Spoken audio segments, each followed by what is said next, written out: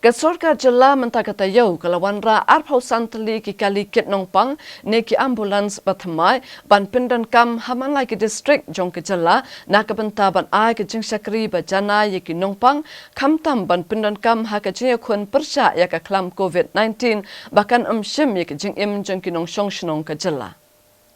Yakini ki arphausan teli ki ambulans ki bala download ya ki korsumar bayada ya ki jing im jing ki nongpang ne ki life support system ba ong hakaktin nongwei lathet ha ki jing lut jing sep ka bala kot saw point san klur tingka kata ka we ka ambulans ka shong do khat phralak tingka bat ya ka ne ka pisa la penlut na ka chief ministers relief fund ka badai ka pisa ka bala senyang da ki pat ba ka jala kum shibenta ban penbyang yi ki jing don kam jong ka jala banyakhun persya yo COVID-19 haka jala.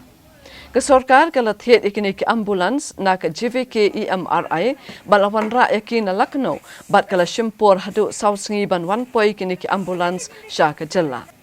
Kini ki ambulans kala mi haka sinsat jan na Lucknow bat kala 1 poi haka mit singi ba arjung ka tayu. Yakini ki kali la senret dawai shua haberni hat hashua ban wanra shaka nong ba shilo. Bat habala poi hangni haka nong ba yakini ki kali la let ban set shua hapalau jong ka JVK CMRF halau mali ban yo pendon kam haka iakhun ya ka jing sapriang jong ka khlam COVID-19 hashilo.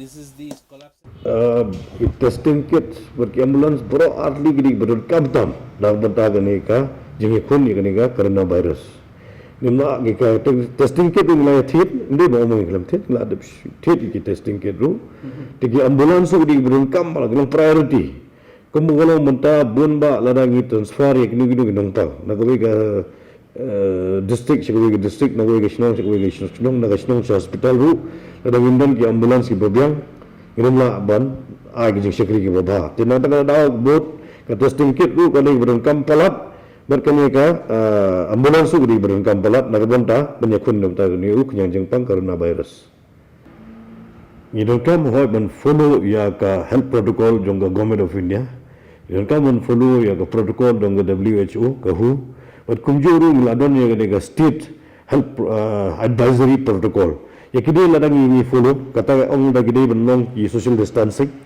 Kawai kidi ban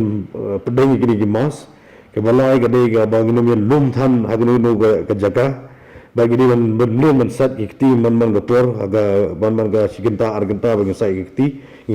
digi saban nani shim sai digi sanitizer tiladang ni le ga self discipline kini jingtang namla ban roi hari ga stik jungi ila tak masuk ila ban kun ma kamde jingtang ga sistem adu tata ga bamla ban pungkoi